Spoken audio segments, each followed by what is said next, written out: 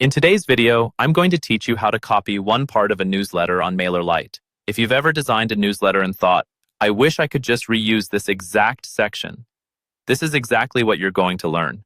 We'll use Mailerlite's drag and drop editor to quickly duplicate any block, like text, images, or buttons, so you don't have to rebuild the same design over and over again.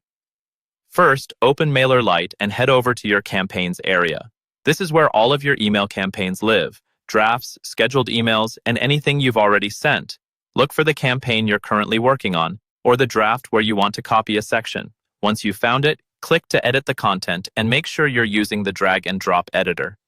This is the visual builder that lets you move blocks around the page. If you see your layout with different sections stacked on top of each other, like text blocks, images, buttons, and dividers, you're in the right place.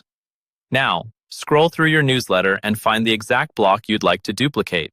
This could be a nicely formatted text section, a call to action with a button, a product showcase, or any other single block you've already designed.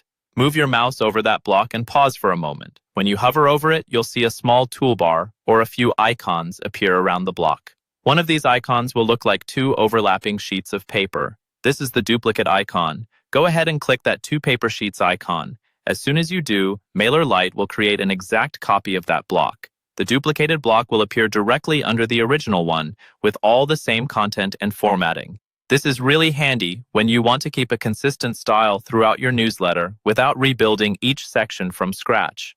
From here, you can customize the copied block if needed. For example, you might keep the same layout and styling, but change the text, swap out an image, or link the button to a different page. If you'd like to move the duplicated block to another part of your newsletter, simply click and drag it. Use the drag handle that appears when you hover over the block and pull it up or down the page until it sits exactly where you want it. And that's all there is to it. By learning how to copy a single block in Mailerlite, you can speed up your workflow and keep your newsletters looking clean, consistent, and professional.